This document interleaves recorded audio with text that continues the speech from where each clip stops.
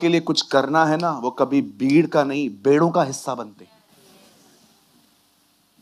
जिनको परमेश्वर के लिए कुछ करना है ना, वो किसी की भी परवाह नहीं करते। उनको पता है मुझे क्या करना है। एक परमेश्वर के जन से मैंने कुछ सुना, मैं आपको बताऊं। इवन जब लोग अकेले चलते हैं और वो गिर जाते हैं बेचारे, तो भी वो क्या करते हैं, मैं आपको बताना चाहता हूं। आप जानते हो, खुदा के पाक कलाम में विश्वासियों को अकाब कहा गया। कहिए अकाब। बाजू वाले को बोलिए अकाब। थोड़ा ऐसे हाथ करके बोलिए अकाब। कभी भी आप अकाब को कौओं की तरह तार पे बैठे हुए आपके पास से उड़ते हुए नहीं देख सकते। बहुत ऊंचा उड़ते हैं वो। लेकिन आपको शायद अकाबों की ये बात नहीं पता होगी। अकाब एक ऐसा पक्षी है कि अगर वो बीमार पड़ जाए तो पता है वो क्या कर देता है। सबसे पहले वो अपना घोंसला कभी भी पेड़ों पे नहीं बनाता है।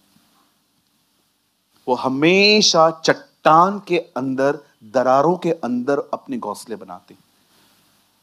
और जब वो देखता है कि मैं वीक हो गया हूं, मैं कमजोर हो गया हूं, मैं बीमार हूं, वो सीधा जाके चट्टान में बैठ जाता है। और पता है आहिस्ते आहिस्ते क्या होता है, वो अपने सारे पंखों को खोना शुरू कर देता है। वो अपने पंख इतने खो देता है कि उसकी स्किन दिखाई देना शुरू हो जाती है। फिर पता है वो क्या करता है, उसकी इतनी बड़ी जो चोंच होती है ना, वो उसको चट्टान से घसना शुरू कर देता है। आपको टाइम मिलता है तो आप YouTube पे जाके देख लेना। वो उसको घसना शुरू कर देता है, और जैसे जैसे वो घसना शुरू कर देता है, उसके पंख वापस आना शुरू हो जाते हैं। बाइबल कहती है आप अकाब हैं, और बाइबल कहती है मसीह चट्टान है।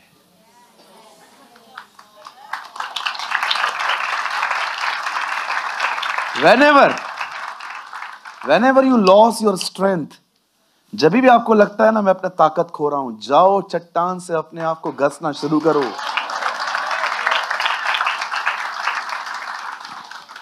उसके साथ रहते रहते आपके पंख वापस आ जाएंगे।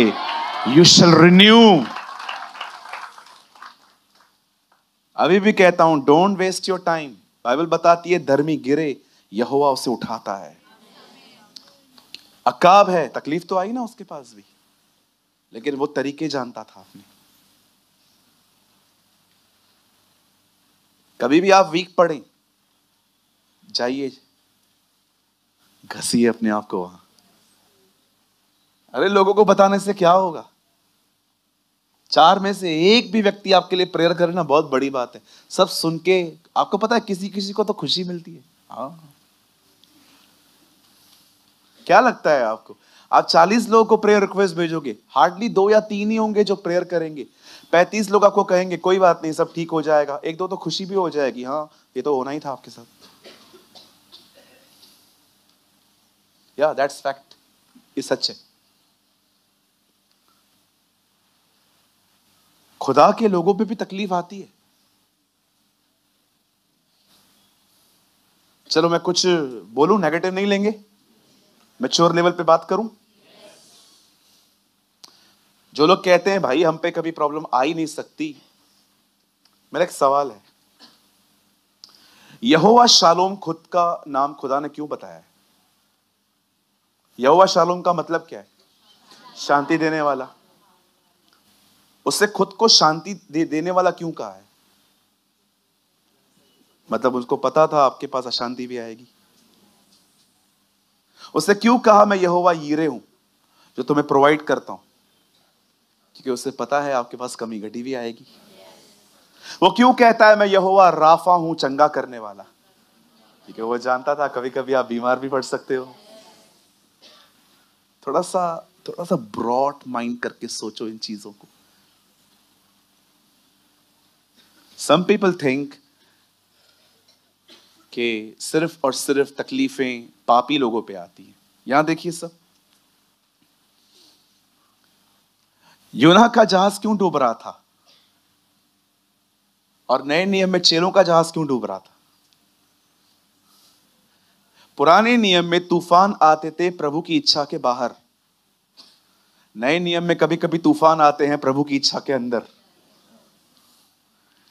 बाहर उस समय का तूफान इसलिए चल रहा था क्योंकि नोहा गलत कर रहा था, पर नए नियम में जब तूफान आया तो खुदा की इच्छा में थे। कभी यह मत सोचना कि तकलीफ सिर्फ पाप की वजह से आती है, जी नहीं, कभी कभी मोल्ड करने के लिए भी आती है।